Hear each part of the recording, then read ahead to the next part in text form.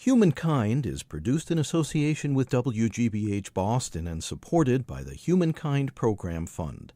Additional funding for this series has been provided by the Corporation for Public Broadcasting, the National Institutes of Health, the Annie E. Casey Foundation, and the Park Foundation. While Helen Keller certainly deserves her credit, there are too many people that don't think there's anybody else in the world that's deafblind except her, but there are loads of other deafblind people. The journey of a woman who speaks normally but who's been both deaf and blind most of her life. You're listening to Humankind. I'm David Freudberg.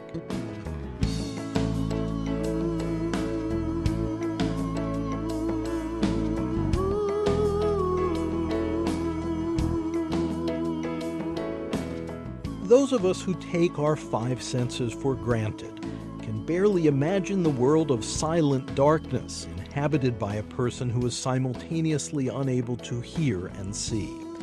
Helen Keller's amazing story of deaf-blindness was memorialized in the Academy Award-winning 1962 film The Miracle Worker. Now the number of people with this dual disability is rapidly rising as the elderly population grows. Joe McNulty is executive director of the Helen Keller National Center in Sands Point, New York. I had seen an advertisement for a mobility instructor. They were looking to hire mobility instructors who are people who teach blind and deafblind people how to travel, how to use a cane, etc. And the requirements in those days, back in the 60s and 70s, were that you had to have a physical education degree, and I had been a phys ed major. So I went in, and it was 40 years ago. And I interviewed at the Helen Keller Center. They had just opened up. And I was interviewed by a gentleman who himself was completely deaf and totally blind. And I communicated with him by printing letters on the palm of his hand, and he had speech so I could understand what he was saying. And it was just one of those, memorable experiences. I had never met a deaf person, let alone a deafblind person. I had it once described to me by a friend who himself is deafblind, and he said that he could be in Yankee Stadium among 60,000 people and might as well be home in his bedroom alone unless someone reaches out and makes physical contact with him to let him know what's going on. It's that isolating when you are without sound and sight.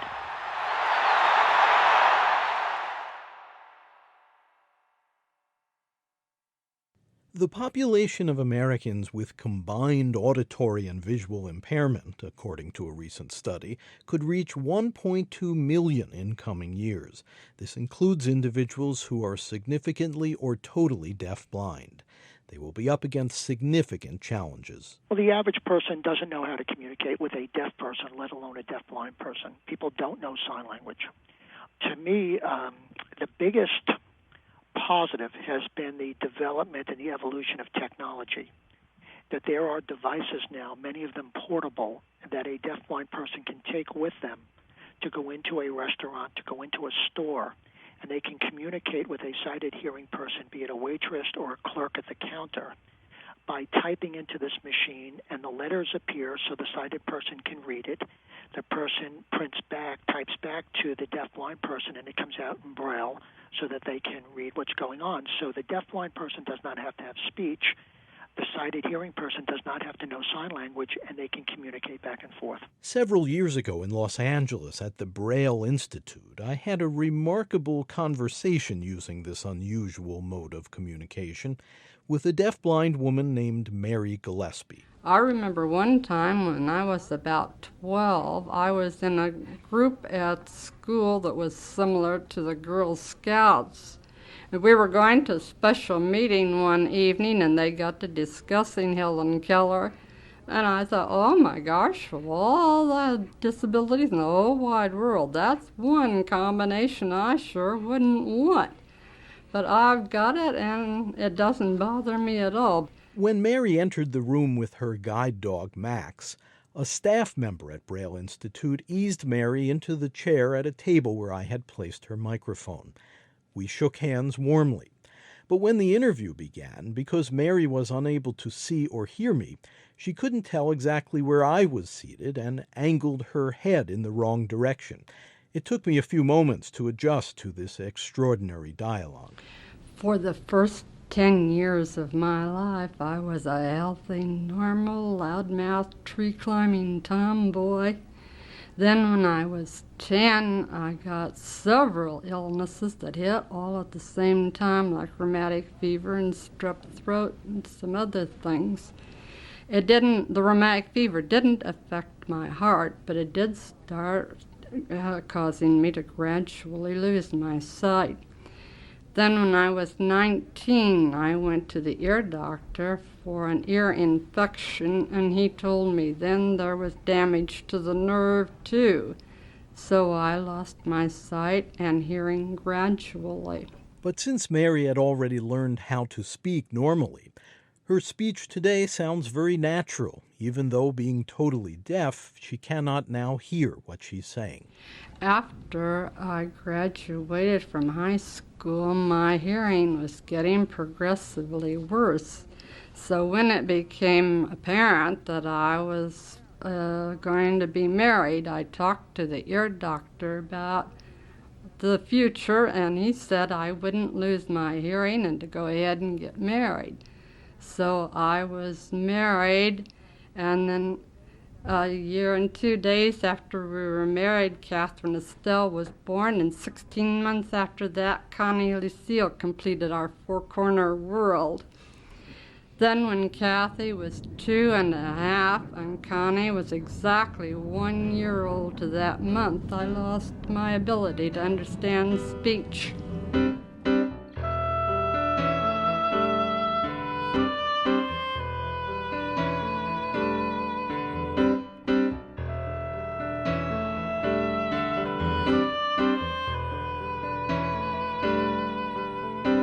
I was able to interact with Mary Gillespie by using the keyboard. I typed my questions, simultaneously speaking them aloud. In front of Mary was a display that rapidly rendered my typed words into the language of raised dots used in Braille. Within seconds, Mary could feel my question in Braille form. For many of our listeners, your disability would seem absolutely overwhelming. How do you meet the challenge? With a husband, a home, and 2 little girls to take care of, I finally realized that the best thing to do is just take one day at a time. We overcame the obstacles as they arose. So we just relaxed and took it easy, and it all straightened out eventually. Didn't even really seem like problems because we just accepted them as they came. Although Mary's positive attitude is palpable and quite endearing, deafblind people must navigate their lives through considerable barriers of communication and mobility. Joe McNulty of the Helen Keller National Center. If you are blind and hearing, you obviously use the hearing to help you locate, and they help you cross streets, to help you pick up a number of things so that it's called facial vision. It's actually an auditory that you're benefiting from a change in sounds. None of that is available to someone who is deafblind, so a deafblind person is dependent on the public to help them cross streets. Also, unless the person who is helping them is comfortable enough holding their hand and printing on their palm or something like that, they really aren't able to communicate back and forth. Typically, someone who is totally deaf and blind who's traveling uses pre-written cards that will be, if I were to have to go to work every day, I would be shown how to get to the corner to the bus stop. I would stand there. When the bus came, I would hand a card to the driver telling him what stop I want to get off. I'd sit behind the driver and he'd tap me. When I got off and I had to cross a street, I'd hold another card up saying, "Would you please help me cross Main Street?" The person would take the card, I would take their hand, we would cross over, And however much assistance I would need on that route, that's how many cards I would have. How about availability of dogs? There are some dog schools that will give dogs to deafblind people. Again, it takes a certain type of dog to have a deafblind person as a master because there's additional pressure on the dog due to the master's hearing loss, the owner's hearing loss. So is use of guide dogs by deafblind people unusual? Compared to blind hearing people, yes, it's unusual, but it's a growing population. More and more people are starting to use the dogs. One of the hardest things for me right now is interpreters. Mary Gillespie in Los Angeles. I am in several organizations, both state organizations and national organizations. Anytime I go to any meetings or conventions, it's very difficult to find interpreters. All the deafblind that I have talked to say the same thing. Their very first need is for interpreters. Are there any other challenges you find particularly hard? Yes, mobility. And that's another thing I'm on the warpath about.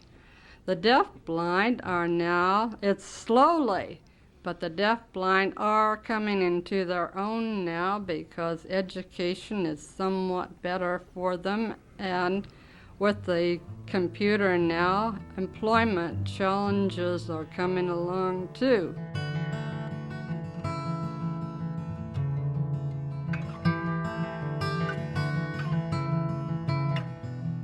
You're listening to Humankind. I'm David Freudberg. For more information on this segment, Journey of the Deafblind, check our website, humanmedia.org.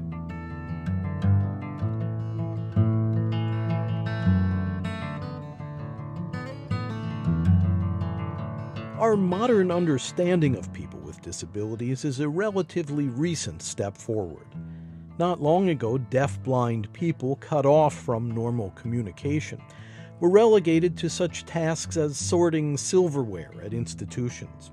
Use of the Braille Alphabet, developed by the Frenchman Louis Braille, would not be standardized until the 20th century.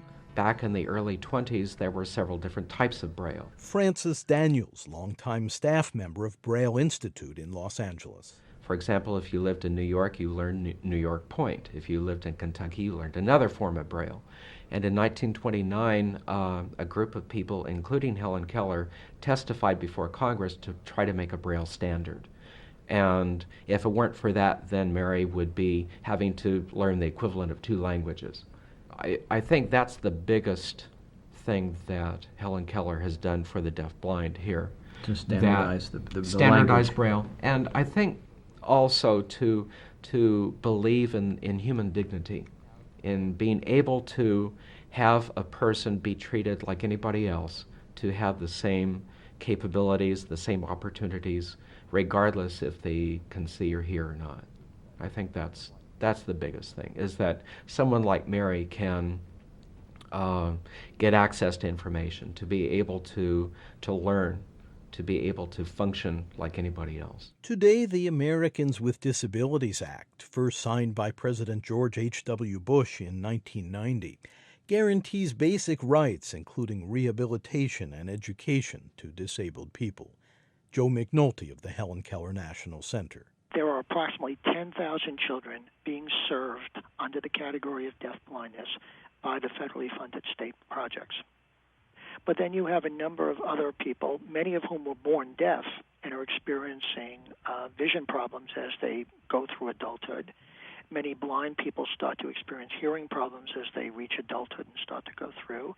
And then you have individuals who suffer deafblindness as a result of trauma. It could be a car accident, a gunshot wound, a reaction to, people have had meningitis. There are a number of medical conditions that can lead to deafblindness. Causes can range from prenatal infection to childhood illness, like the fever that wasted Helen Keller's eyes and ears at 19 months of age, to a genetic condition known as Usher syndrome. but it is human beings who walk through life with these limitations. Joe McNulty. My experience in 30-plus years is that deafblind people are just like sighted hearing people. You have all types of personalities and all sorts of abilities.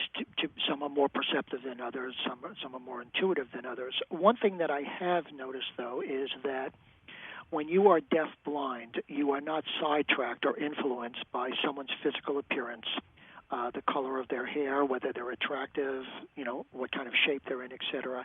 You get right to the core of the human contact, and how does this person treat me? Do they do the things that they promised they would do for me and with me? And they're not, as I said, distracted is the word I would use, by the physical appearance and the external things that we sighted people are often influenced by. And so how does not being distracted in that way affect the human being who happens to be deaf and blind?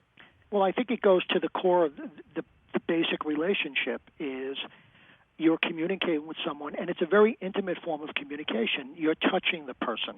You are either printing letters into their palm, you are either making the shape of letters into their hand that they would then spell with you, or you are actually signing and they are tracing the signs as they follow your hand movements. When you work with a deafblind person, those traditional barriers are broken down and there's direct contact. So that leads to a sense of intimacy.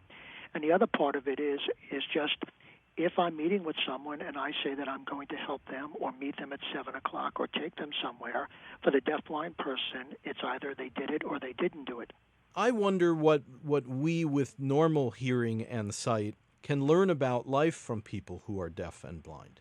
That goes beyond deafblindness. I think that a lot of people today are looking at this whole notion of self-empowerment of people with disabilities, that there is just a mindset in our country that people with disabilities can't. We look at what they're not able to do.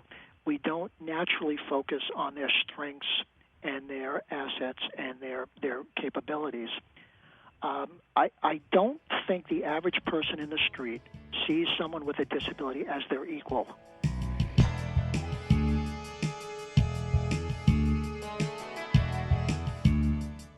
This may seem like an odd question, but is there a positive side to your situation that people who see and hear might not realize? I feel there is at least one for any disability, and that is my children. Mary Gillespie at the Braille Institute in Los Angeles. They have grown up around a person that is disabled. We always tried to keep everything as normal as possible, but yet they accept disability as a natural and normal thing. And now my grandchildren are accepting it too. My little granddaughter just takes it. We have explained to her that Grandma's eyes and ears are broken, and she accepts that as a natural and normal thing and doesn't treat me like I'm something off of a different planet at all. A disabled person is still a person. Don't look at the fact that he has a disability. Look for the fact that he has abilities. Do you think your disability has increased the compassion of the people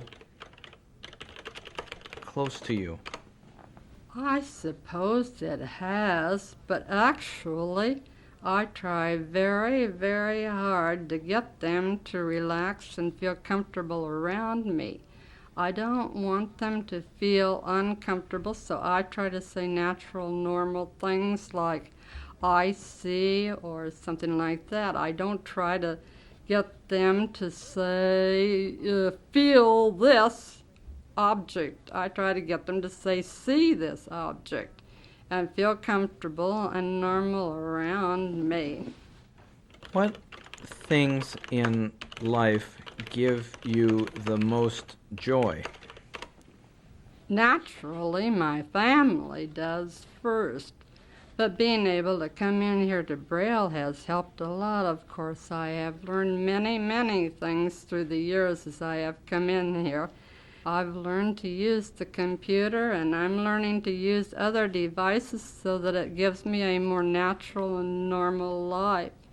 So things like that, I feel like I have plenty of joy in life. Mary Gillespie has worked hard at connecting with others, but the great risk for people whose senses are damaged is isolation.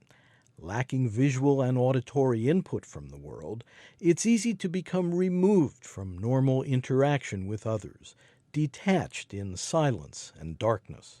We don't want to just sit back and let the world go by or let the state pay for us or anything. We want to get out and do the same things too that every other normal person does. But we have needs that have to be met before we can do it, especially things like equipment. So several of us are on campaigns to try to improve those situations. Right now, I am seeking employment myself. What sort of work would you like to do? Actually, under my circumstances, just about anything I can find, but I really would like to get into something with computer. I love computer work, and I have my own, so I really would like to do something like that, or probably some type of proofreading. Mary today volunteers several days a week at the Braille Institute, where she checks pages of children's books and school books published in Braille. She's worked in the press department there for a decade now and refers to herself as the press mama. Mary lives in an apartment at a home for the deafblind in Los Angeles. At nearly 80, she's battled a few medical problems, but still gets around now using a cane. She regularly visits family in nearby San Fernando Valley. When my girls were growing up, I was trying my best to teach them good morals. But someone who was what she called a friend of the family would tell the kids that because I couldn't see and hear, I wasn't aware of how things had changed since I was able to see and hear. That was not true. In fact, the kids wished to cram me at times. I didn't know as much as I did find out. So I feel that it is extra important for deafblind to keep up with what's going on so people can't accuse them of being off into space. Do you have a favorite television program? Not really. I just watch the news, and that's about all. There are too many television programs on I don't approve of, so I just watch the news. It's very, very important for deafblind to keep up on the news. There are too many people that think deafblind live off in a world all their own and don't have any idea what's going on around them. So I feel it's very important for deafblind to keep up on what's going on.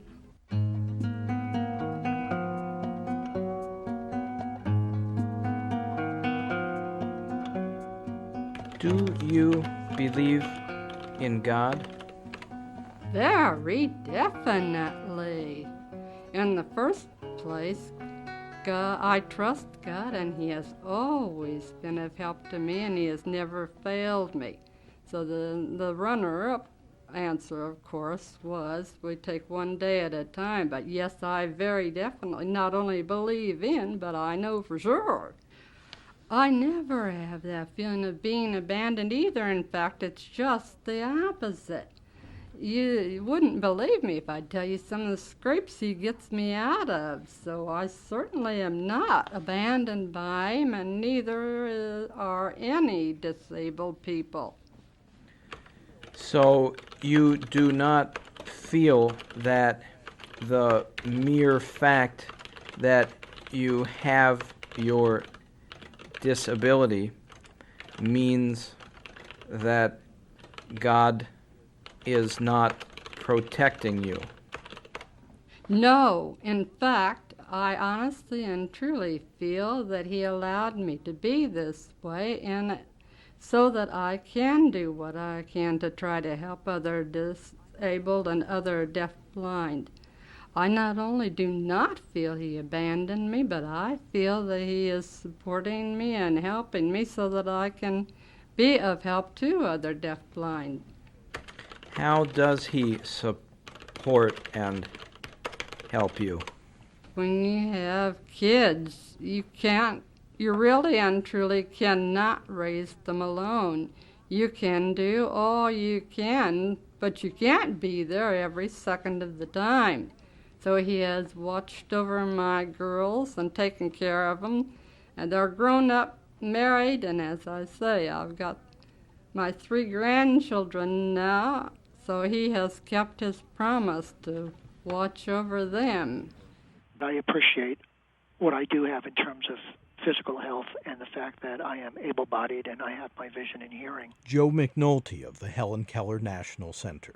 Years ago, people with sight and hearing were on the staff, and the people who were deafblind were the, quote, clients.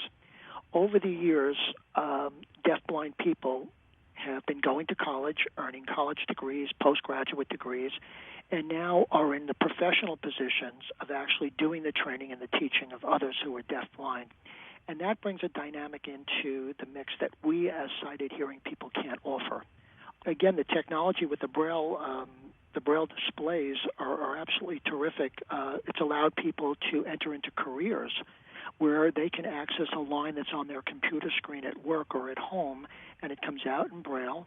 They can type in on the regular computer keyboard what they want to send back to their boss or a coworker. They can check it themselves for grammar and punctuation by reading the Braille, hit the send button, and it goes off to their coworker.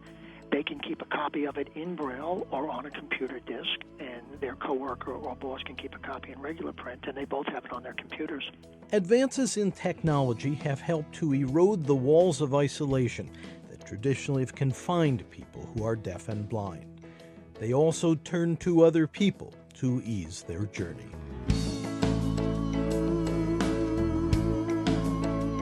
You're listening to Humankind. I'm David Freudberg. Studio recording by Antonio Oliart. Editorial assistance from Thomas Royal and Kathy Graham. Webmaster Brian K. Johnson. Special thanks to Tony Buck. Our program is produced by Human Media in association with WGBH Boston and the Network Incorporated. Program development provided by Shard Media. To purchase a CD copy of this program, please call 1-800-5LISTEN. That's 1-800-5LISTEN. Or visit our website, where you can also obtain an audio download of this and our other programs and can hear selected episodes free. You can access free written materials related to this program as well. Our web address is humanmedia.org. That's humanmedia.org. Again, if you'd like to purchase a CD copy of Humankind by phone, please call 1-800-5LISTEN, and our web address is humanmedia.org. This segment, Journey of the Deafblind, is Humankind program number 138. The executive producer is David Freudberg. This is Humankind.